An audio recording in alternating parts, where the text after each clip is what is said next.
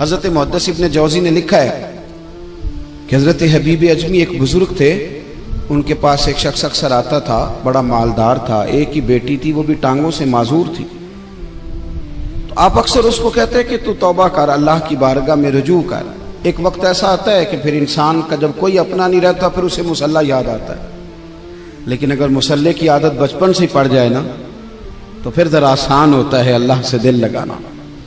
وہ اکثر آپ اس کو کہتے ہیں کہ ٹھیک ہو جائے، ایک ہی تو بیٹی ہے، وہ بھی بیچاری معذور ہے، تو کہاں دولت لے جائے گا۔ آج کرتا ہوں، ہم تاریخیں دیتے رہتے ہیں نا اللہ تعالیٰ کو معاذ اللہ کہ رمضان سے میں نے نیک ہو جانا ہے، عمرہ کر کے آؤں گا تو پھر میں پکا نمازی ہوں۔ خدا کے بندو، کس نے تجھے بتایا ہے کہ رمضان تک تو زندہ رہے گا؟ کس نے خبر کی کہ عمرہ کرنے تک تو بچے گا؟ حضرت حبیب اجمی اس کو کہتے تو کہتا بڑی جلدی ٹھیک ہو جاؤں گا۔ ایک دن سویرے سویرے توبہ کرنے آ گیا۔ آپ نے فرمایا کیا ہوا؟ تو کہنے لگا حضرت جی کل ایک 15 سال کا نوجوان ملا ہے اور مجھے توبہ کرا گیا۔ مزہ ہی اس عمر میں اللہ اللہ کرنے کا، نبی کریم سے محبت بھی کرنی ہو تو یہی عمر ہے۔ عشق لگا سی کھیڈاں کھیڈ دی نوں تے پھر مینوں کھیڈاں بھول گئیاں، کجل پایا سی میں یار دے ویکھنے نوں، پھر او دی یاد وچ روندیاں ہی ڈل گئیاں۔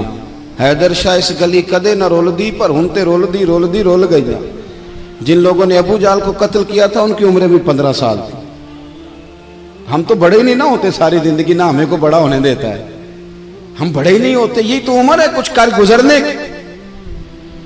15 سال کا نوجوان توبہ کرا گیا تو حضرت حبیب اجمی کہنے لگے وہ کیسے؟ کہنے لگا حضرت جی میں کل منڈی گیا تھا، مجھے کچھ سامان خریدنا تھا، تو بغداد کے بازار سے میں نے مچھلی خرید لی 10 کلو، باقی بھی سامان تب خود لے جا نہیں سکتا تھا۔ تو مزدور آپ کو پتہ ہے بیچارے آج بھی سڑکوں پہ بیٹھے ہیں، تو مزدور بیٹھے تھے تو ان میں ایک نوجوان 14-15 سال کا، چہرے پہ بڑی روشنی۔ میں نے اس کو کہا بیٹے مزدوری کرو گے؟ کہنے لگا حضور مزدوری بھی کرتا ہوں، پڑھائی بھی کرتا ہوں، اور جو اللہ کو منظور ہو اس کی عبادت بھی کرتا ہوں۔ میں نے اسے کہا کہ یہ میرا سامان ہے فلان جگہ پہنچانا، کیا لوگے؟ کہنے لگا 3 دینار مزدوری۔ سودا طے ہو گیا، اس نے سامان اٹھا لیا۔ کہتے ہیں رستے میں ظہر کا وقت ہو گیا، کہنے لگا چچا اگر اجازت ہو تو نماز پڑھ لوں۔ 15 سال کا جوان، کہتے میں رکھ کے نا وہاں سامان تو پھٹے پہ بیٹھ گیا، وہ نماز پڑھنے چلا گیا۔ باقی لوگ دیر سے آئے، وہ بچہ جلدی آ گیا۔ میں نے کہا بیٹے آپ جلدی آ گئے؟ کہنے لگے نفل چھوڑ دیے، آپ یہی نہ سمجھ لیں کہ کام چور ہے، میں بعد میں پڑھ لوں گا۔ کہتے ہیں وہ دوپہر کا وقت، رمضان بھی نہیں تھا، میں اس بچے کو نوجوان کو گھر لے گیا اور میں نے اپنی بیوی سے کہا کہ بڑا نیک ہے، نمازی ہے، اور راستے میں یہ بھی ہوا ہے کہ میں نے اسے ایک دفعہ کہا ہے کہ یہ مجھے تھوڑی دیر کے لیے دے دو، گرمی بڑی ہے، تمہیں پسینہ آ رہا ہے، میں اٹھا لیتا ہوں۔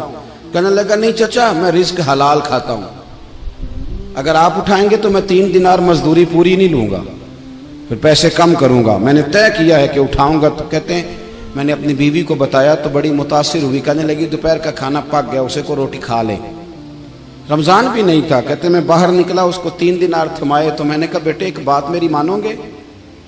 کہنے لگا بتائیے۔ میں نے کہا کھانا پکائے کھا لو۔ کہنے لگا میں معافی چاہتا ہوں، میں نے روزہ رکھا ہوا ہے۔ حضور نے حکم دیا، حکم نبی کریم نے حکم دیا، بخاری مسلم کی حدیث ہے، فرمایا نوجوانوں اگر تمہارے پاس طاقت ہے تو نکاح کر لو ورنہ روزے رکھو۔ حکم دیا، یا نکاح اور یا روزے، یہ سرکار کا حکم ہے۔ بھائی نفلی روزہ نفس کی قوتوں کو کچلتا ہے، انسان میں نورانیت اور روحانیت لاتا ہے۔ کہتے وہ کہنے لگا میں نے روزہ رکھا ہے، میں اور متاثر ہو گیا۔ میں نے کہا اب کیا کرو گے، کہیں اور جانا ہے؟ کہنے لگا نہیں، میں جس دن 3 دینار کما لیتا ہوں پھر میں مزید لالچ نہیں کرتا، باقی وقت یا قرآن مجید پڑھتا رہتا ہوں یا نبی پاک پہ درود شریف پڑھتا رہتا ہوں۔ آپ بتائیں؟ تو میں نے کہا کہ افطار میرے ساتھ کر لو۔ کہتے ہیں میں اسے مسجد چھوڑ آیا اور خود میں لوٹ آیا۔ افطار کے بعد میں اسے لایا، کھانا کھلایا، عشاء پڑھی۔ اس کا گھر دور تھا، میں نے ڈرائنگ روم کھول دیا، بیٹھک کھول دی، وہیں وہ سو گیا۔ میری 20 سال کی معذور بچی کبھی چل نہیں سکتی تھی، کوئی طبیب کوئی حکیم میں نے چھوڑا نہیں تھا اس کو دکھایا نہ ہو۔ ایک ہی بیٹی، وہ بھی معذور پیدائشی۔ اس کے کمرے میں گئے، میاں بیوی اسے کھانا کھلا اور بتایا بیٹے ایک نوجوان ہے، بڑا نیک ہے ہمارے گھر میں، آج بڑا پرہیزگار۔ پتہ ہے حضور نے کیا فرمایا؟ نبی کریم فرماتے ہیں جب نوجوان اٹھ کے تہجد پڑھتا ہے نا، نوجوان تو اللہ فرشتوں کے سامنے اس نوجوان پر فخر فرماتا ہے. اللہ فخر کرتا ہے کہ عمر دیکھو اور دیکھو یہ میری بارگاہ. اللہ فخر کرتا ہے, اللہ یعنی خدا خود میر مجلس بود, اللہ فخر کرتا ہے. اب سوچے, تو ہم نے اپنی بیٹی کو بتایا کہ نوجوان اور بڑا نیک ہے,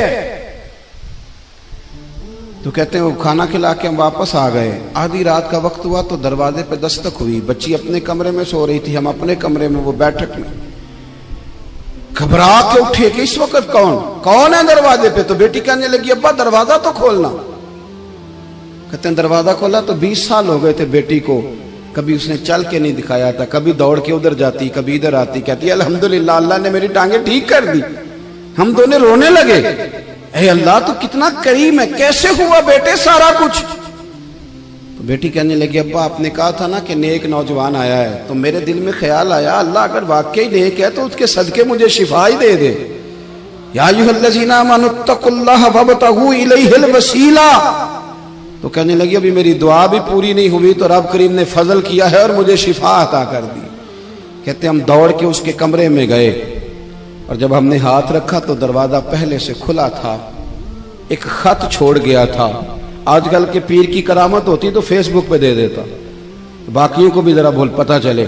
کہتے ہیں وہ خط چھوڑ گیا اپنے بستر پہ کہ اگر تم لوگوں کو مجھ سے محبت ہو گئی ہے تو میرے پیچھے نہ دوڑنا, اس رب کی بارگاہ میں جھکنا جس رب نے میرے اوپر بھی فضل فرمایا ہے اور آپ پر بھی کرم فرمایا.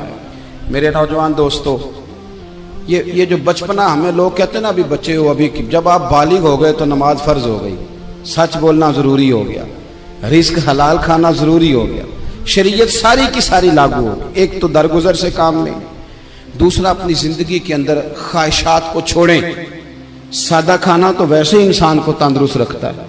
یہ جو چکر ہم نے ڈالا ہوا ہے نا مرضیاں کرنے کا, اب موٹر سائیکل بالکل اچھی بھلی ہوتی ہے پر سفارش یہ ہے کہ ماڈل پرانا ہو گیا ہے, تو یہ تو کمزور لوگوں کی علامت ہے. نحمدہ ونصلی ونسلم علی رسولہ الکریم, اما بعد, اعوذ باللہ من الشیطان الرجیم, بسم اللہ الرحمن الرحیم, والعصر ان الانسان لفی خسر الا الذین آمنوا وعملوا الصالحات وتواصوا بالحق وتواصوا بالصبر. صدق اللہ العظیم وصدق رسولہ النبی الکریم. ان اللہ وملائکتہ یصلون علی النبی یا ایھا الذین آمنوا صلوا علیہ وسلموا تسلیما.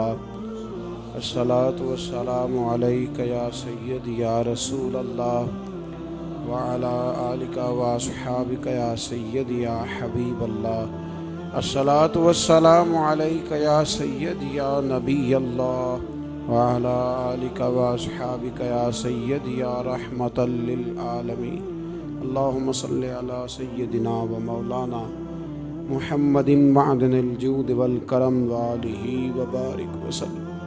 تمام تعریف حمد و ثنا, تعریف و توصیف اللہ جل مجدہ الکریم کے لیے. ہر قسم کے درود و سلام نبی محترم, شفیع محتشم, آقا کل, ختم رسول, دانا سبل, احمد مجتبیٰ جناب حضرت محمد مصطفیٰ صلی اللہ تعالی علیہ وسلم کی ذات والا صفات کے لیے قرآن مجید کی سورہ عصر. صحابہ کرام علیہم رضوان کی عادت تھی کہ جب کسی سے ملاقات کرتے تو السلام علیکم کے بعد سورہ عصر کی تلاوت کیا کرتے تھے. اس کا مقصد ایک دوسرے کو سبق یاد کرانا ہوتا تھا, نئے سرے سے عزم نو کرنا ہوتا تھا. اس سورت کے مضامین ایک دوسرے کو یاد کرانا مقصد تھا. سورہ بڑی معروف ہے اور قرآن مجید کی جو الفاظ کے لحاظ سے مختصر صورتیں ہیں ان میں سے ایک ہے. اللہ تبارک و تعالی نے قسم اٹھا کے کہا والعصر, محبوب مجھے تیرے پاکیزہ زمانے کی قسم ہو. محبوب تیرے خوبصورت وقار والے, خلوص والے, پاکیزہ بھائی چارے والے تیرے زمانے کی مجھے قسم ہو، ان الانسان لفی خسر، بے شک انسان نقصان میں ہے۔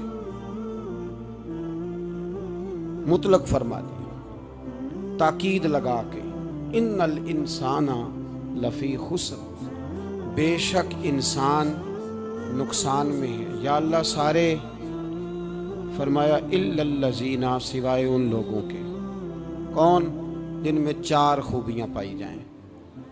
الا الذین آمنوا، ایک تو وہ ایمان لائیں، وعملوا الصالحات، اور پھر نیک اعمال کریں۔ ایمان لائیں، نیک اعمال کریں، اور پھر چپ نہ کر جائیں، وتواصوا بالحق، پھر حق بات کا اعلان کریں۔ ایمان لائیں، عمل صالح کریں، تیسرا کام کیا کرنا ہے؟ چلیں سارے بولیں گے تو اعلان بھی ہوگا نا، ایسے تھوڑی ہوگا کہ 1-2 آدمی اعلان کرے تو دنیا جاگ جائے۔ حق بات کا اعلان کرنا ہے۔ ایمان لانے کے بعد، عمل صالح کرنے کے بعد تیسرا حکم کیا ہے؟ آپس میں حق بات کی تلقین کرو، اور حق بات کی تم تلقین کرو، اور پھر تمہیں کوئی کہے کچھ نہ، پھر تم پہ ظلم نہ ہو، پھر تمہیں ستایا نہ جائے، یہ کیسے ہو سکتا ہے؟ پھر تم بڑے پاک صاحبزادے، پیرزادے، علامہ صاحب، سیاستدان، بیوروکریٹ بن کے بڑی ایک طرف ہو کے آرام سے زندگی گزارو سارے، تم یہ کیسے ہو سکتا ہے؟ وتواصوا بالحق، جب تم حق بات کی نصیحت کرو گے پھر تکلیف آئے گی۔ پھر کیا کرنا ہے؟ وتواصوا بالصبر، پھر ایک دوسرے کو صبر کی نصیحت بھی کرنی ہے۔ وتواصوا بالحق، ایمان لانے کے بعد، عمل صالح کرنے کے بعد تیسرا کام کیا کرنا ہے؟ ایک دوسرے کو حق بات کی نصیحت کریں، اور پھر رستے میں تکلیف آئے گی، آزمائش آئے گی، پھر کیا کریں؟ وتواصوا بالصبر، پھر صبر کی تلقین بھی کریں۔ یہ قرآن مجید نے 4 شرطیں لگائیں، فرمایا جس بندے میں یہ 4 خوبیاں پائی جائیں گی اسے اللہ کامیابی عطا فرمائے گا۔ مسلمان کی سوچ کے خلاف ہے یہ بات، یہ قرآن کی فکر کے خلاف ہے کہ اپنی فکر کرو۔ برما کے لیے، کشمیر کے لیے، فلسطین کے لیے بات نہ کرو، اپنی فکر کرو۔ یہ قرآن کی سوچ کے خلاف ہے، یہ قرآن کے پیغام کے خلاف ہے۔ اس لیے کہ اگر صرف اپنی بات ہوتی تو آمنو اور عاملوا الصالحات پہ بات ختم ہو گئی ہوتی، پھر بات آگے نہ چلتی۔ جب کہا گیا وتواصوا بالحق، حق بات کی تلقین کرنی ہے۔ اگر بات صرف اپنی ذات کی ہوتی تو ٹھیک ہو گیا تھا، نماز پڑھی، روزہ رکھا، حج کیا، ختم ہو گئی۔ لیکن میرے نبی پاک صلی اللہ تعالی علیہ وسلم نے ارشاد فرمایا، ایک بستی میں 2 3 4 نیک لوگ رہتے تھے۔ میرے پیارے کریم رسول فرماتے ہیں 3 4 بڑے پرہیزگار، متقی، صاف ستھرے صوفی صاحب، درویش صاحب، علامہ صاحب، بڑے جو کہتے تھے بالکل جی میں کوئی بات نہیں کرتا، کسی بادشاہ کو نہیں چھیڑتا، میں تو بس لوگوں کو اللہ اللہ بتاتا ہوں، میرا کوئی تعلق نہیں، کوئی مرے کوئی جیے۔ بڑے نیک، صاف ستھرے، پرہیزگار۔ باقی ساری بستی گناہ کرتی تھی۔ نبی پاک علیہ السلام فرماتے ہیں رب کریم نے کچھ عرصے تک مہلت دی، پھر مشیت خداوندی، اللہ کا قانون حرکت میں آیا تو کہا جبریل ساری بستی تباہ کر دو، تباہ کر دو۔ اللہ مہلت دیتا ہے، مہلت دیتا ہے۔ ہم لوگ سمجھتے ہیں نہیں ہماری سیاسی چالیں صحیح چل رہی ہیں، اللہ مہلت دیتا ہے۔ رب کریم نے فرمایا جبریل انہیں تباہ کر دو، تو حضرت جبریل امین علیہ السلام نے عرض کی مولا وہاں تو تیرے 3 4 بڑے نیک بندے بھی رہتے ہیں، بڑے پرہیزگار، سچ بولنے والے، دیانتداری والے، حاجی صاحب، نمازی صاحب، صوفی صاحب، پیر صاحب، بڑے خوبصورت، ان کا کیا کریں؟ میرے محبوب پاک علیہ السلام فرماتے ہیں رب کریم نے فرمایا سب سے پہلے انہیں تباہ کرنا، سب سے پہلے انہیں سب سے پہلے، اور الٹ دو بستی، پہلے ان کا نمبر لگاؤ۔ یا اللہ ان کی کیا غلطی ہے؟ تو غلطی سن لیں، غلطی یہ ہے کہ انہوں نے 2 صفتیں پیدا کی ہیں، اگلی 2 پیدا کیوں نہیں کی؟ الا الذین آمنوا وعملوا الصالحات پہ روک کیوں گئے؟ آگے کیوں نہیں بڑھے؟ اللہ کریم نے فرمایا جبریل دیکھو نا، میری نافرمانی ہوتی رہی اور ان کے چہرے پر کبھی شکن تک نہیں آیا، لوگ میرا قانون توڑتے رہے، انہیں کبھی برا ہی نہیں لگا، گناہ دیکھ کر کبھی خیال ہی نہیں آیا بدلنے کا۔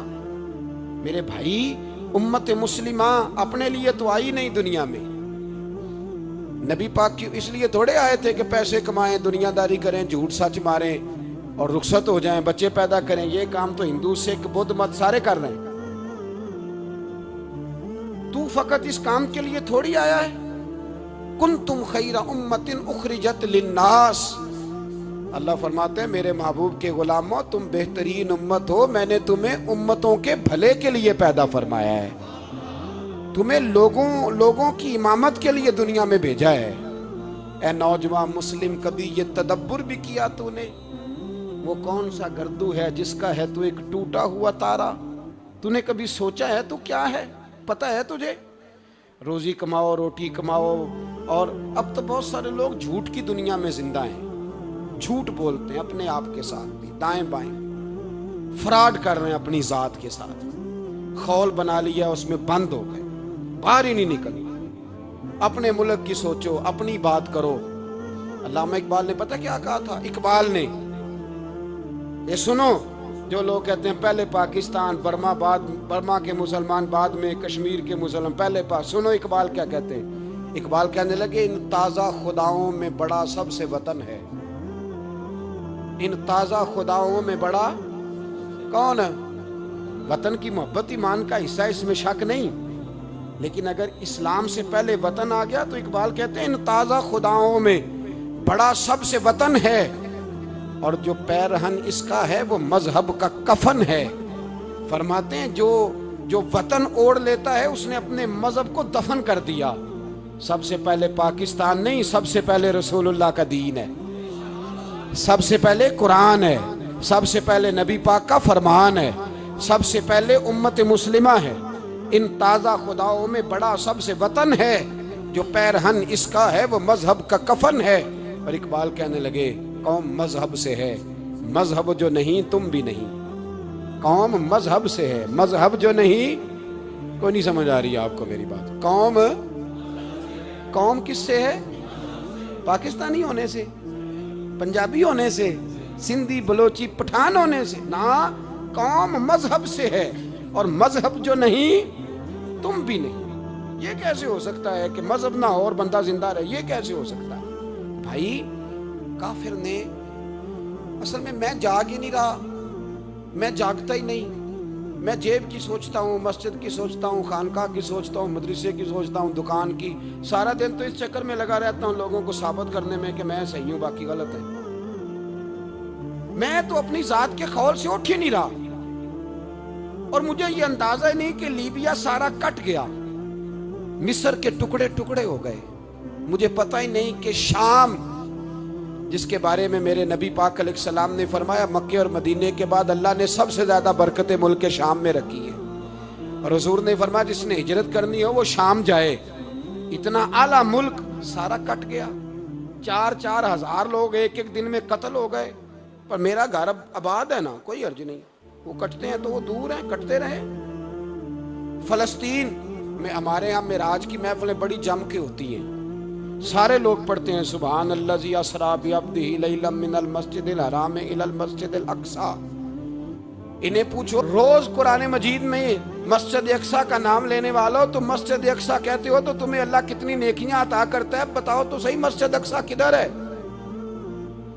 اور اب تو میری طرح کے مولوی آدھی حدیث سناتے ہیں، کہتے ہیں مسجد نبی میں ایک نماز پڑھو تو 50,000 کا ثواب، حرم شریف میں پڑھو تو 1,00,000 کا ثواب۔ مولانا حدیث یہاں سے شروع نہیں ہوتی، کھولو تو صحیح کنز المال، پڑھو مسند امام محمد بن حنبل، حدیث تو یہاں سے شروع ہوتی ہے۔ میرے نبی پاک نے فرمایا مسجد اقصی میں جس نے ایک نماز پڑھی 25,000 کا ثواب، اور میری مسجد میں جس نے ایک نماز پڑھی 50,000 کا ثواب، اور اللہ کے گھر بیت اللہ جس نے پڑھی 1,00,000 کا ثواب۔ مسجد اقصی کا تو ذکر ہی چھوڑ گیا ہے، کیوں؟ وہ مسجد جس کی طرف منہ کر کے 15 سال میرے نبی پاک نے نماز ادا کی، کس نے؟ بولیے گا 15 سال تک، 2 ہجری میں 13 سال مکے میں، 2 سال مدینے میں، مسجد اقصی کی طرف جدھر منہ کر کے تیرے اور میرے رسول نماز پڑھتے رہے۔ आज वो मस्जिद यहूदी के कब्जे में है। कई जुमे ताला रहता है, वहां नमाज नहीं पढ़ने दी जाती। मुझे क्या लगे इस बात से, मेरी मस्जिद में थोड़ी लगा हुआ है।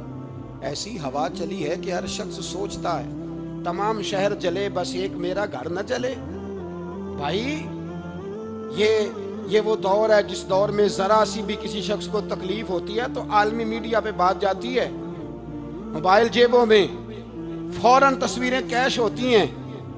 मैं और आप, हमारा उस कौम से ताल्लुक है जिस कौम के बच्चे कट गए, ज़िबा हो गए, औरतों के पिस्तान काट के बर्मा के बुद्धों ने उनके कबाब बना के खा लिए, छोटे छोटे बच्चों की लाशें उन्होंने लटका डाली।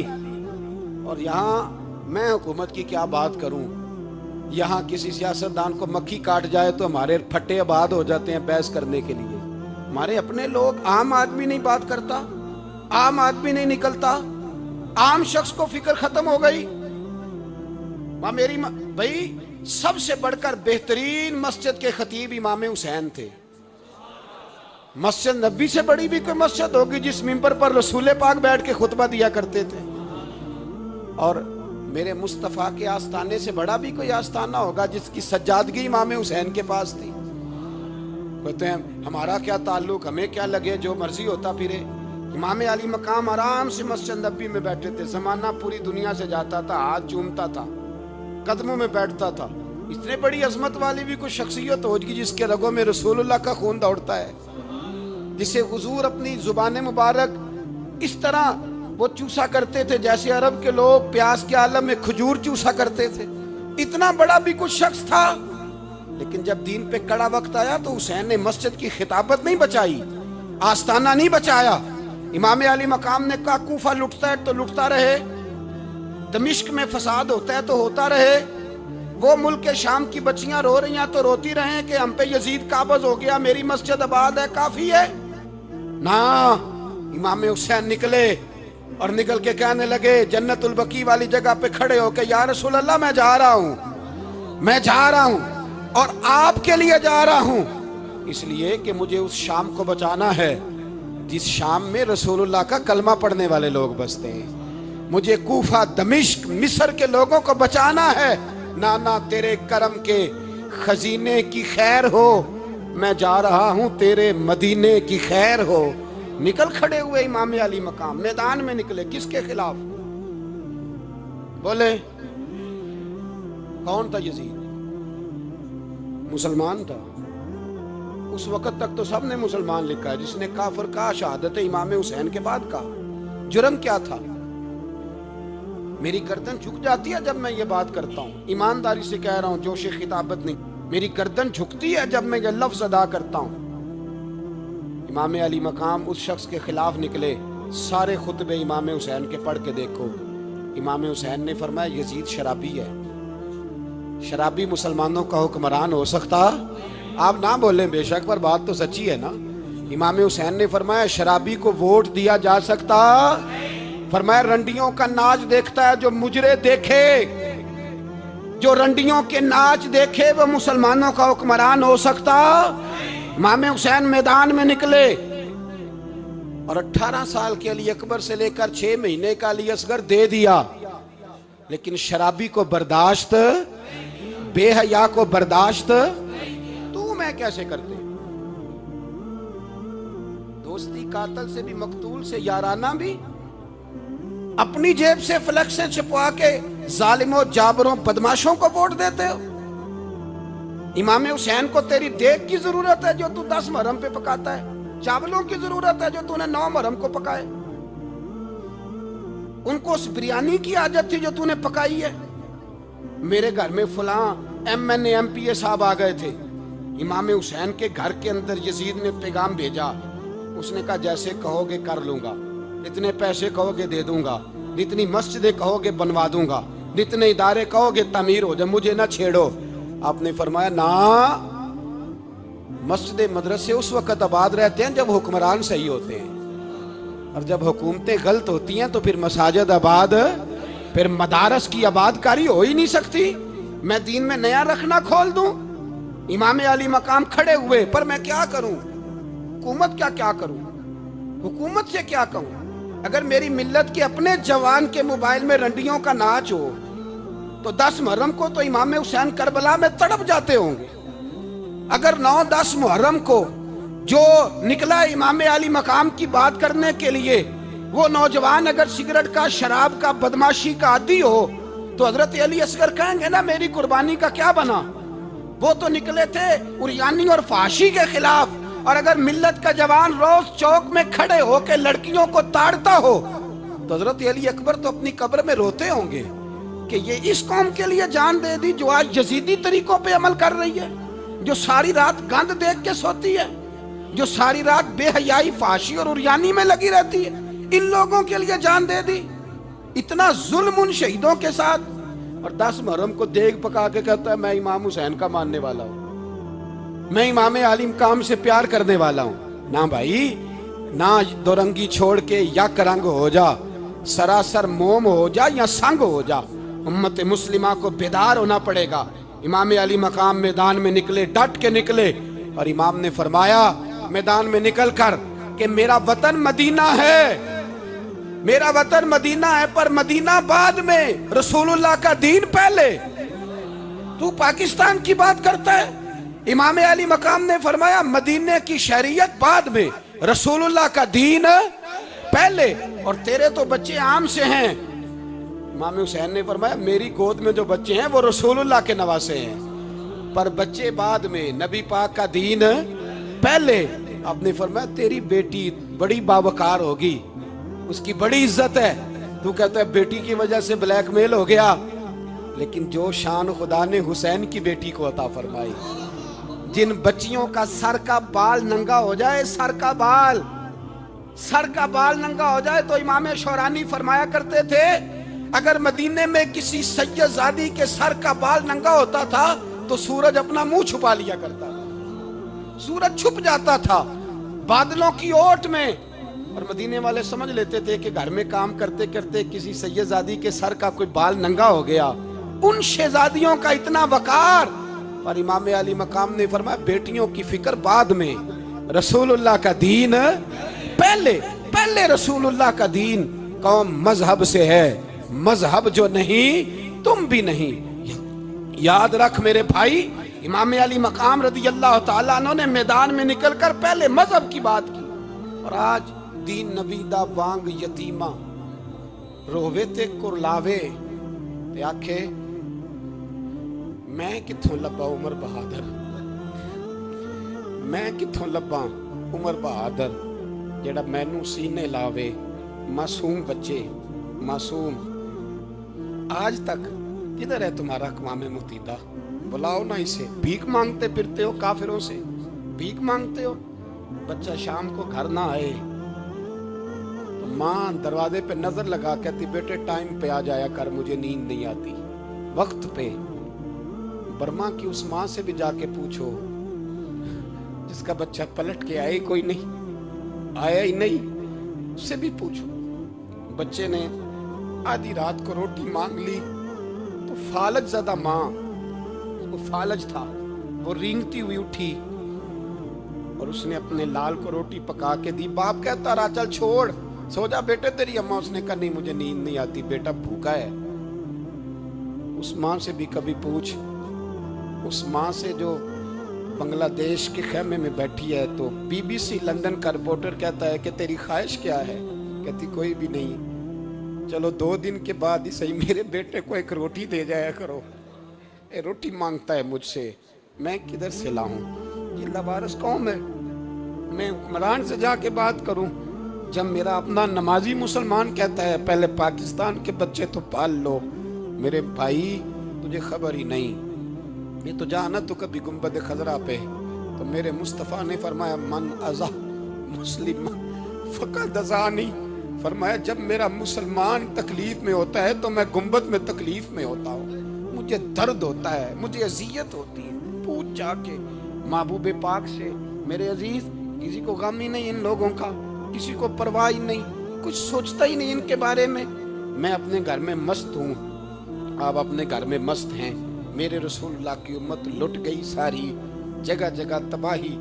ایک انچ دھرتی پر زمین ایسی نہیں جو کافر کی اور خون بہتا ہو. ایک ریمنڈ ڈیوس امریکی کتا یہاں بند تھا مسلمانوں کے قتل میں. انہیں اپنی قوم کی اتنی فکر تھی وہ راتوں رات چھڑا کے لے گئے. لیکن میری اور تیری بہن عافیہ صدیقیہ سالوں سے بند ہے. تڑپ کے پوچھا ہے مسلمانوں نے کہ اس کی غلطی تو بتاؤ. اس کا قصور نہیں پر وہ بند ہے. کوئی نہیں بات کرنے والا, کوئی نہیں. مسجد جانے, جمعہ تو پڑھانا ہے, اس میں غرض نہیں. درد ہے کہ نہیں کہ اس میں تو اتنا پتہ ہے کہ گھنٹے تقریر ہے کرنی ہے. پیر صاحب صبح سے شام تک تعویذ لکھتے, سیاستدان صبح سے شام تک جنازہ بھی تب پڑتا ہے کہ مجھے ووٹ ملیں گے. تاجر کہتا ہے بس دکان چلنی چاہیے, مر جائے میری طرف سے ساری دنیا. بس کرو, اس خول سے باہر نکلو. اے نوجوان مسلم, کبھی یہ تدبر بھی کیا تو نے وہ کون سا گردوں ہے جس کا ہے تو ایک ٹوٹا ہوا تارا. تو نے سوچا ہی نہیں کبھی, تجھے کبھی خبر ہی نہیں ہوئی کہ یہ کس قدر بڑا کام تھا. میرے رسول پاک صلی اللہ علیہ وسلم کے غلاموں جاگو. میں دعائی دیتا پھرتا ہوں, میں کہتا ہوں جٹ بن کے بڑا جی لیا, بٹ رائیں انصاری بن کے بڑا جیا. بس کر دو, بس کر دو. اب مسلمان بن کے جینا سیکھو. اب اپنی پہچان رسول اللہ کی غلامی بناؤ. اب کہو پہلے دین باقی ہر چیز بعد میں. بس کرو, بہت ہو چکا ہمارے ساتھ, اب تھوڑا جاگو. میں بہت ساری باتیں دل میں لے کے آیا تھا جو آپ سے کرنی تھی, پر یہ لفظ ہیں کہ ٹوٹتے ہی جا رہے ہیں. بات ہے کہ سمت کا تعین ہی نہیں ہو پا رہا. میرے بھائی, میں تو کبھی کبھی سوچتا ہوں لگتا ہے رب بھی ناراض ہو گیا ہے اور ہمیں منانے کا طریقہ بھی بھول گیا ہے. نہ ہماری مسجدوں میں تہجد پڑھی جاتی ہے, نہ کسی کو نماز توبہ یاد رہی, نہ کوئی استسقاء والا ہے, کوئی نہیں. جو پیر صاحب کے پاس جا کے بیٹھتا ہے تھپکی دیتے ہیں, کہتے ہیں جا تیرا کام ہو جائے گا, موج کر. کبھی نہیں کو کہتا توبہ بھی کر, استغفار بھی پڑھ, یہ داڑھی پوری کر, دین رسول اللہ کا اس کی طرف تو توجہ کر. کوئی تبلیغ ہی نہیں کرتا. سارے پھوکا پھاکی پہ لگ گئے ہیں. کوئی خیال ہی نہیں آ رہا کسی شخص کو کہ ہماری تباہیوں کا سبب کیا ہے. علاقہ تک قبرص فتح ہوا, تمام لوگ نعرے لگا رہے ہیں. حضرت ابو ذر غفاری کونے میں بیٹھ کے رونے لگ گئے. مسلمانوں کو فتح ملی, سب لوگ نعرے لگا رہے ہیں, خوشی ہو رہی ہے کہ علاقہ فتح ہو گیا. حضرت ابو ذر غفاری رونے لگے اور تڑپ کے روئے. لوگوں نے کہا ابو ذر کیوں روتے ہو؟ آپ فرمانے لگے یہ لوگ برسوں سے قابض تھے اس شہر پر. یہ جن لوگوں سے آج ہم نے لیا ہے یہ برسوں سے, دل کے کانوں سے کھل سننے والی بات ہے. فرمانے لگے یہ برسوں سے قابض تھے,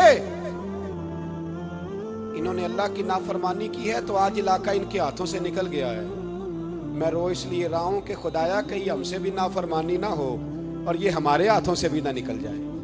شام نکل نہیں گیا ہمارے ہاتھوں سے, لیبیا نکل گیا, مصر نکل گیا, عراق نکل گیا, افغانستان نکل گیا. اور اگر دیکھو تو بالواسطہ بلا واسطہ ہر جگہ کافر کا ڈیرا. وہ رو رہے ہیں, کہتے ہیں جب قوم اللہ کی نافرمانی کرتی ہے تو علاقے نکل جاتے. تڑپ رہے ہیں, مجھے کوئی فکر نہیں. کوئی نہیں رویا مصر کے جانے پر, کوئی نہیں رویا لیبیا کی تباہی پر, شام کے بچوں پہ کوئی نہیں رویا.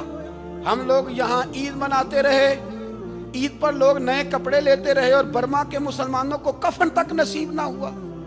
کوئی نہیں تڑپا ان لوگوں پر, کسی کو خیال نہیں آیا. صاحب امام علی مقام کی فکر کو سمجھو, اس پر غور کرو. بس کر دو, نیند بڑی لمبی ہو گئی. اب اٹھو اس بیداری سے, اٹھو.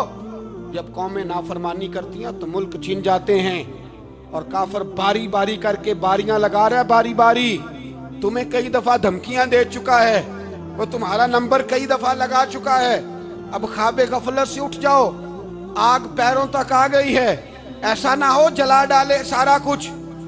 حضرت سیدنا ابو ذر غفاری رو کے فرمایا کرتے تھے جب تم نافرمانیاں کرو گے تو علاقے تمہارے ہاتھوں سے نکل جائیں گے. سو نکل گئے, نکل گئے. غوث اعظم کے بغداد پہ کئی دفعہ بم گرے. مولا علی شیر خدا کا شہر نجف کئی دفعہ بم کی نظر ہوا. امام علی مقام کے کربلا میں اب تک کئی دفعہ جنگیں ہو چکی, اس لیے کہ ہم نافرمانی کرتے ہیں, علاقے چھن جاتے ہیں. دوسری بات یہ کہ پھر ہمیں وہ طریقہ بھی نہیں آتا جس سے رب کو منایا جاتا ہے. آپ یقین کریں مسلمان پہ ایک 5 وقت کی نماز ہے وہ بھی بوجھ ہے، 2.5 گھنٹے کی تقریر اور 5 منٹ کی جماعت میں لوگ بھاگتے پھرتے ہیں، بڑا مشکل ہے۔ آج تک مسلمان ایک 5 وقتہ نماز پڑھنے کے لیے بہانے ڈھونڈ رہا ہے ابھی تک۔ تو وہ مسلمان کہاں سے آئیں گے جو رات کو رویا کرتے تھے، راتوں کو اٹھ کے روتے تھے تو سویرے اللہ کافر کے مقابلے میں اتنی مدد کرتا تھا کہ 10 مسلمان لاکھوں کو بھگا دیا کرتے تھے، اس لیے کہ مدد کس کی شامل ہوتی تھی؟ بول کے بتائیے، کون مدد کرتا تھا؟ کیونکہ دیکھیں نا، یہ ہمیں طریقہ بتایا نبی پاک نے۔ اللہ حضور سے راضی تھا کہ نہیں؟ یار اس پہ جلدی جلدی بولو، اللہ راضی تھا نا؟ تو بدر کی رات حضور کیا کرتے رہے ساری رات؟ ساتھ نہیں تھا اللہ؟ وہ تو وہاں سے فرما رہا ہے غار ثور سے، ان اللہ معنا، محبوب کہہ دے کہ اللہ تیرے ساتھ ہے۔ وہاں سے محبوب کہہ رہے ہیں اللہ ہمارے ساتھ ہے، وہاں سے اللہ ساتھ تھا، پر ساری رات بدر کی ساری رات۔ اور دعا کا رنگ کیا تھا؟ حضرت ابوبکر صدیق فرماتے ہیں حضور نے ہاتھ اٹھائے، اللہ یہ میرے 313 ہیں، میں کل کمائی لے کے آ گیا، اے اللہ میری کل کمائی ہے، اگر یہ ہلاک ہو گئے تو قیامت تک کون تیری عبادت کرے گا، اے اللہ مدد فرما۔ اور حضور مناتے ہیں رب کو، کہتے ہیں یا اللہ تو نے وعدہ نہیں کیا تھا تو مدد کرے گا، یا اللہ تیرا وعدہ نہیں تھا تو کامیابی دے گا، یا اللہ تو نے ساری رات مناتے گزر گئی، ساری رات۔ صبح کا اجالا چمکا تو حضرت ابوبکر فرماتے اتنا لمبا سجدہ کیا، حضور سجدے میں تھے، میں دیکھتے دیکھتے تھک گیا، میں سجدے کی حالت میں ہی حضور پر لیٹ گیا، لپٹ گیا۔ میں نے کہا محبوبہ سر اٹھائیں، وہ دیکھیں اللہ نے مدد نازل فرما بھی دی ہے، اٹھائیے سر۔ حضور نے اللہ کو منایا، نبی پاک منایا کرتے تھے، ہم اب سجدوں میں بھی نہیں جاتے، اتنی سو گئی امت، سجدوں تقریروں سے انقلاب لانا چاہتے ہیں، ہم خالی نعروں سے انقلاب برپا کرنا چاہتے ہیں۔ لوگ جب روتے تھے بوڑھے لوگ سجدوں میں، اور عالم فاضل صوفی کی تو کیا بات ہے نا، وہ تو اللہ کے نمائندے ہیں کہ جس کے صرف سفید بال ہو جائیں، میرے نبی پاک علیہ السلام نے فرمایا رب تو ان کی بڑی عزت کرتا ہے، ان کی بڑی۔ اور میرے نبی پاک نے فرمایا گناہگار مومن بھی جب دعا کے لیے ہاتھ اٹھاتا ہے تو اللہ فرماتا ہے فرشتو اسے خالی نہ لوٹانا، مجھے شرم آتی ہے اسے خالی، پر تو اٹھاتا ہی نہیں، تو اسے مناتا ہی نہیں، تو کبھی لپٹا ہی نہیں، تو نے کبھی کہا ہی نہیں کہ یا اللہ آ میں تجھے لے جاؤں۔ حضرت سعد بن ابی وقاص کے پاس قادسیہ کی جنگ ہو رہی تھی، کافر بلا رہا تھا آؤ اگر کوئی ہے تو آؤ، آؤ مقابلے میں۔ حضرت سعد بن ابی وقاص نے گھوڑے دوڑا دیے، دشت تو دشت ہیں صحرا بھی نہ چھوڑے ہم نے، بحر ظلمات میں دوڑا دیے گھوڑے ہم نے۔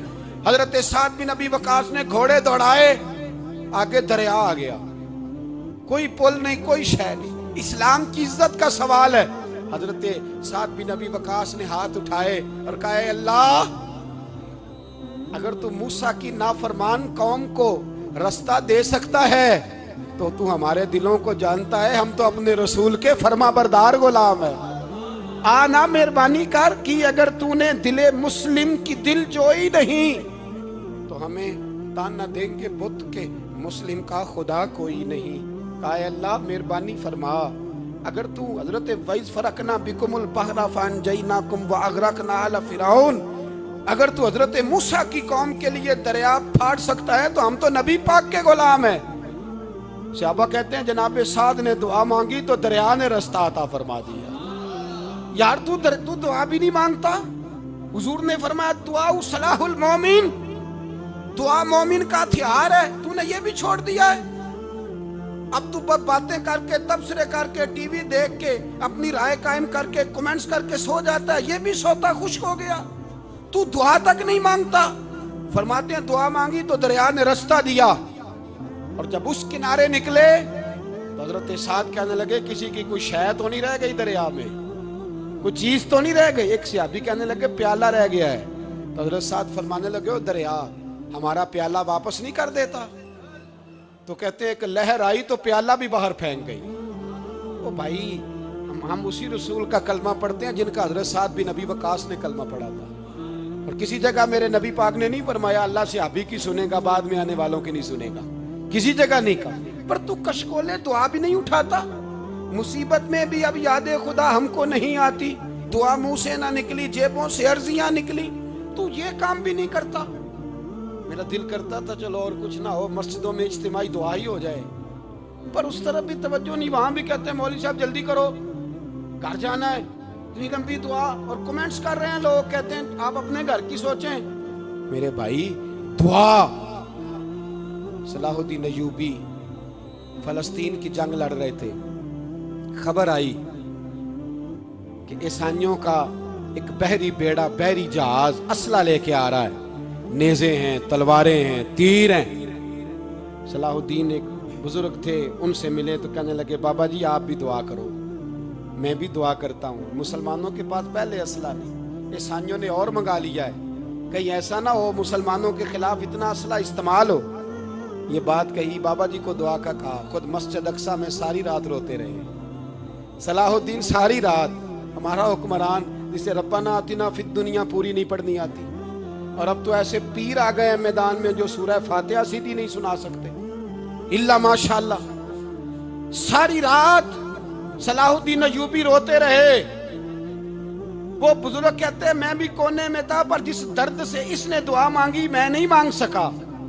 सवेरे खबर आई कि दुश्मन का वो बहरी बेड़ा जो असला लेके आ रहा था दरिया में गर्क हो गया है। सुबह खबर आई तो वो शख्स एक आगे बाबा जी से कहने लगा बाबा जी वो बहरी बेड़ा दरिया में गर्क हो गया। तो बाबा जी रो पड़े, कहने लगे दरिया में गर्क नहीं हुआ, सलाहुद्दीन अय्यूबी की आंसुओं में गर्क हो गया है, इसके आंसुओं में गर्क हो गया है, इसने रब से दुआ ही ऐसी मांगी, इसके आंसुओं में। तू दुआ भी नहीं मांगता मेरे भाई मुसलमानों के लिए, तू दुआ भी नहीं मांगता। इमाम हुसैन मैदान करबला में थे, एक रावी कहता है 3 दिन पानी बंद रहा है, रोटी बंद रही है, पर कुरान पाक की तिलावत 1 मिनट के लिए भी बंद नहीं हुई, दुआ और इल्तिजा 1 मिनट के लिए भी बंद। हुसैन के खेमे से ये आवाज बार बार आती रही, या अल्लाह इस्तकामत भी दे और सब्र भी अता फरमा। दुआ का रास्ता बंद, तिलावत बंद नहीं हुई, अल्लाह की बारगाह में सजदे बंद नहीं हुए, तू छोड़ गया, तू दुआ तक नहीं मांगता। दुआ तो इनकलाब बर्पा कर देती है, दुआ तो हालात बदल देती है, दुआ तो तब्दीली ले आती है। कोई बैठा हुआ मुझे दूर दुआ देता है, बस दुआ देता, फकत दुआ देता है। कोई बैठा हुआ मुझे दूर दुआ देता है, मैं डूबता हूं पर समुंदर उछाल देता है। वो भाई तू दुआ भी छोड़ गया। पहली बात आपकी खिदमत में यह है कि जागे, मुसलमान बने। दूसरा कुछ नहीं कर सकते तो दुआ तो कर सकते हैं ना, दुआ का रास्ता अपनाएं। और फिर मेरे नबी पाक अलैहिस्सलाम ने 2 बातें फरमाई, कान खोल के सुन लेना। 2 बातें हुजूर ने फरमाया एक वक्त आएगा कि मेरी उम्मत के खिलाफ काफिर एक दूसरे को आवाजें देंगे, आओ मुसलमानों को मारे, आओ मुसलमानों। तो सहाबा ने कहा या रसूलल्लाह क्यों, हम थोड़े हो जाएंगे? फरमाया नहीं, तुम बहुत ज्यादा होंगे। 56 इस्लामी मुल्क है दुनिया में, कितने बोल के बताना, इतना सा बर्मा है। किसी गैर मुस्लिम का कुत्ता मर जाए तो ये चीख पड़ते हैं, और यहाँ कहती है अक़वाम मुत्तहिदा कि जी वो हमें दाखिल नहीं होने दे रहे। तो बंद करो फिर सलामती कौंसल, तहलील कर दो, अक़वाम मुत्तहिदा खत्म करो। अगर तुम्हारी को सुनता नहीं तो बनाई क्या है? सिर्फ मुसलमानों को प्रेशराइज करने के लिए। और हमारे मुसलमान भीख मांगते फिरते हैं, कहता है कहा है हमने अक़वाम मुत्तहिदा से। अब तुम अपने लिए काफिर से भीख मांगोगे, काफिर से भीख मांगोगे? मेरे अजीज नबी पाक अलैहिस्सलाम ने फरमाया काफिर एक दूसरे को बुलाएंगे, मुसलमानों को मारे। या रसूलल्लाह हम थोड़े होंगे? फरमाया बहुत ज्यादा होंगे। तो हुजूर क्या होगा? फरमाया तुम्हें वाहन हो जाएगा। या रसूलल्लाह वो क्या है? फरमाया दुनिया से प्यार हो जाएगा, मरने को दिल नहीं करेगा दुनिया से, और मरने को उस वक्त समझ लेना काफिर तुम पे हावी है। मैं अपना अंदाजा करूं, आप अपना करें। मुझे दौलत से कितना प्यार है और आपको कितना प्यार है। जाग के सुने ये लफ्ज रसूल पाक के सल्लल्लाहु अलैहि। हुजूर ने फरमाया जब तुझे दुनिया से प्यार हो जाए, दौलत से प्यार हो जाए, इक़्तिदार से प्यार हो जाए, और जब तुझे मौत बुरी लगने लगे, तेरा मरने को दिल ना करे, फिर काफिर तेरे ऊपर चढ़ आएगा। आज दौलत ही तो रह गई है, बाकी बचा क्या है? میں اکثر کہتا ہوں شادیاں نہیں ہوتی، تجارتیں ہوتی ہیں. لڑکی والے کہتے ہیں کہ لڑکا زیور کتنا ڈالے گا، لڑکے والے کہتے ہیں لڑکی جہیز کتنا لائے گی. تجارت، ہر جگہ دولت، ہر جگہ پیسہ، ہر جگہ سرمایہ. جہاں جس معاشرے میں تلاوت بکے، نعت بکے، تقریر بکے، اس سے زیادہ اور تباہی کا معاملہ کیا ہوگا؟ میرے عزیز، میرے رسول پاک علیہ الصلوۃ والسلام کے صحابہ کے قریب دنیا داری آ سکی نہیں آئی. حضرت ابو بکر صدیق نے پانی مانگا تو لوگوں نے دودھ دیا، فرمایا پیچھے کرو. ابو بکر نے نعمتیں چھوڑ دی ہیں. اب ابو بکر وہ والا کام کرتا ہے جو رسول پاک نے کیا ہے. فرمایا نہ دودھ شاید پیش نہ کرو، جو مانگتا ہوں بس وہ دو. حضرت ابو بکر صدیق نے بڑے مالدار تھے. حضرت عمر فاروق رضی اللہ تعالیٰ عنہ کے پاس صحابہ کرام جمع ہو کے آئے. کون سا ایسا شخص ہے جس کی تنخواہ میں اضافہ ہو جائے؟ تو لوگ کہتے ہیں نہیں نہیں مجھے نہیں چاہیے. پر ہم نے وہ لوگ دیکھے، حاجی صادق صاحب کو مسجد والوں نے کہا 1000 روپیہ تنخواہ بڑھانی ہے، تو حاجی صاحب کہنے لگے میرا بڑا سونا گزارا ہوتا ہے، مینوں نہیں بڑے نے. حضرت سیدنا عمر فاروق رضی اللہ تو صحابہ کٹھے ہو کے گئے. کہنے لگے عمر حضور کے زمانے میں بظاہر غربت رہی، جناب صدیق اکبر کے زمانے میں غربت، اب تو بڑی ریل پیل ہے، بحرین سے لاکھوں کا مال آتا ہے، آپ کو بڑے بڑے سفیر ملنے آتے ہیں، پر آپ وہی پرانا کرتا اور وہی طامت جو کئی جگہ سے سی آپ نے کئی جگہ سے پھٹی.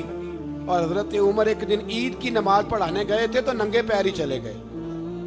لوگوں نے کہا جوتا، فرمایا ٹوٹ گیا تھا یار، پہننے کے قابل نہیں تھا. فرمایا ننگے پیر آ گئے اور لوگ کیا کہیں گے؟ فرمایا چھوڑو، عمر کے پاؤں ننگے ہیں لیکن عمر کے کردار میں تو کوئی شک نہیں نا، پیر ہی ننگے ہیں نا، کیا ہوا؟ چھوڑو اس بات کو. کوئی پیار نہیں دنیا داری سے، دولت سے، کوئی چکر ہی نہیں.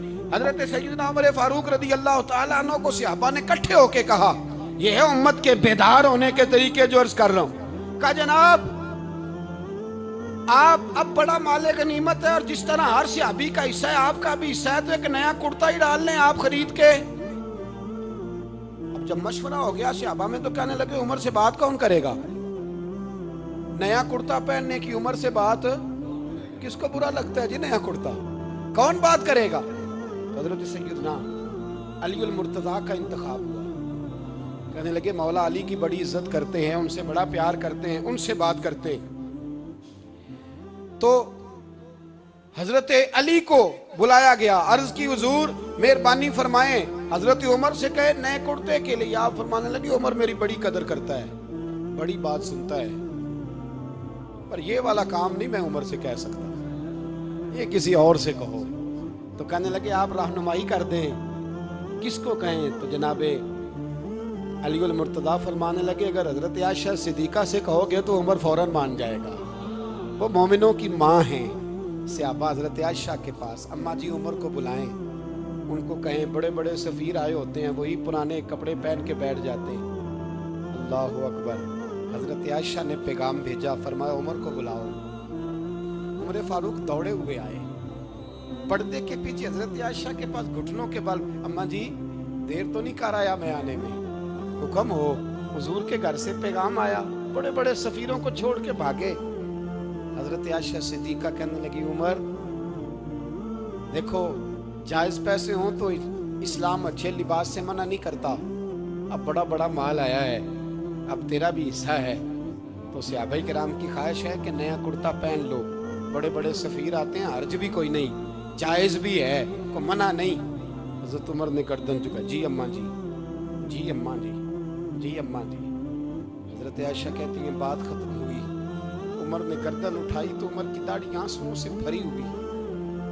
کہتی ہے مجھے کہنے لگے اماں جی میں تو صرف مسجد میں دیکھا کرتا تھا، آپ تو مصطفیٰ کو دن رات دیکھتی تھی، جس طرح کے کرتے آمنہ کے لال نے پہنے ہیں مجھے بھی پہنا دو، میں تیار ہوں، میں پہن لوں گا، میں تیار ہوں، پر جس طرح کے میرے نبی نے پہنے. حضرت عائشہ کہتی ہے میں پھوٹ کے روئی، میرا پلو آنسوؤں سے بھر گیا. فرماتی ہیں میں عمر کی بات سنتی گئی تو میرا پلو آنسوؤں سے، میں نے کہا عمر تو جا، تو ٹھیک ہے. فرماتی عمر فاروق سلام کر کے اٹھے، امیر المومنین چلے گئے. اس کونے میں صحابہ چھپے ہوئے تھے، وہ آئے، کہا اماں جی کیا بات ہوئی؟ تو میں پھر رو پڑی. میں نے کہا کیا بتاؤں، تمہیں پرانے کرتے نظر آتے ہیں، اسے محمد عربی کے جلوے نظر آتے ہیں، اسے رسول اللہ کا رنگ نظر آتا ہے، اسے وہ غلامی نظر آتی ہے۔ عمر کو دنیا سے پیار، اور دنیا سے پیار نہیں تھا، دعا پتہ کیا تھی؟ یوں جھولی اٹھا کے اللہ مرزقنا شہادتن فی سبیلک وجعل موت فی بلد حبیبک، اللہ عمر کو بسترے والی موت نہ دینا، موت شہادت کی دینا، پر میں میدان میں جا کے نہیں مرنا چاہتا، مجھے رسول اللہ کے شہر میں موت چاہیے، باہر جا کے نہیں، یہی میدان لگے مدینے میں، یہی موت آئے، اسباب بنا، میں مدینہ بھی نہیں چھوڑنا چاہتا۔ وہ بھائی ان لوگوں کو نہیں پیار تھا۔ جناب صدیق اکبر کا وصال ہوا تو زہر کے اثر سے، وہ جو آپ کو زہر لگا تھا، بعض مفسرین نے لکھا ہے کبھی کبھی وہ جو سانپ نے ڈسا تھا تو کبھی کبھی اس کا اثر آتا تھا، بس اللہ نے شہادت دینی تھی کبھی کبھی، ورنہ تو بڑی شفائیں تھیں۔ حضرت عمر شہید، حضرت عثمان، جناب علی، امام حسن، امام حسین، علی اکبر، علی اصغر، حضرت عباس، حضرت سعد بن معاذ، حضرت امیر حمزہ، مصعب بن عمیر۔ میرے محبوب نے تو لسٹ بنائی شہیدوں کی، لسٹ بنائی شہیدوں کی، شہادت سے پیار کیا رسول اللہ صلی اللہ علیہ وسلم کے غلاموں نے، پیار کیا شہادت سے، اسی لیے تو کافر اٹھ نہیں سکا کہ شہادت سے حضرت سعد بن معاذ رضی اللہ تعالیٰ عنہ کو زخم لگ گیا، جنگ سے زندہ آ گئے لیکن زخم ہے، رو کے کہنے لگے محبوبہ سارے شہید ہو گئے، میں ایسے ہی رہ گیا۔ حضور نے فرمایا نہیں، رب تجھے بھی شہادت کی موت ہی عطا فرمائے گا۔ اسی زخم میں پردہ ہو گیا۔ میرے بھائی حضرت عمر بن جموح رضی اللہ تعالیٰ عنہ 4 بیٹے لے کے احد کے میدان میں آئے، کہا محبوبہ میرے 4 ہی تھے، میں سارے لے آیا ہوں، سارے ہی قبول ہیں؟ میں ٹھیک ہے، پھر خود بھی زرہ پہن لی، ایک ٹانگ سے لنگڑے تھے، ٹانگ چھوٹی تھی۔ حضور نے فرمایا تو نے کیوں لباس پہن لیا ہے؟ کہا حضور میں نے بھی تو جہاد پہ جانا ہے نا۔ حضور نے فرمایا تیرے 4 بیٹے جو جا رہے ہیں، تو کہا یا رسول اللہ کیا لنگڑے جنت میں نہیں جا سکتے؟ حضور لنگڑے اللہ کو قبول نہیں، میں نہیں جا سکتا۔ میرے نبی پاک صلی اللہ علیہ وسلم نے فرمایا نہیں، جنت تو تیرا انتظار کر رہی ہے۔ کہا حضور پھر میں بھی جاؤں گا، بچے جائیں گے تو میں بھی جاؤں گا۔ ایک بی بی احد کے دن 3 سال کا بچہ لے کے گھر سے نکلی، بیبیوں کو کہتی ہے میرا خامد بھی بدر میں شہید ہوا، بھائی بھی اور باپ بھی، آج حضور نے پھر بلایا ہے، دل کرتا تھا کوئی جوان بیٹا ہوتا تو میں پیش کرتی، پر اب میرے پاس یہ 3 سال کا ہی ہے۔ بچہ لیا مدینے میں مسجد نبوی میں، حضرت بلال سے کہنے لگی 2 منٹ حضور کا دیدار چاہیے۔ نبی پاک آئے، کیسے آئی ہو؟ کہنے لگی محبوبہ میں شہید کی بیٹی، شہید کی بہن، شہید کی بیوہ ہوں، میرے پاس اب جوان تو کوئی نہیں، یہ 3 سال کا ہی ہے۔ حضور نے مسکرا کے فرمایا یہ کرے گا کیا؟ کرے گا؟ کہنے لگی حضور سنا ہے اسلحہ تھوڑا ہے، ڈھال کی ضرورت ہے، لوہے کی ڈھال ہوتی تھی، جب تلوار آتی تھی تو آگے کی جاتی تھی۔ کہا محبوبہ میرا شہید کی اماں بننے کو بڑا دل کرتا ہے، یہ میرا 3 سال کا لے جاؤ، جب تیر آپ کی طرف آیا تو میرا بیٹا آگے کر دینا، یہ ڈھال کا کام تو دے گا نا۔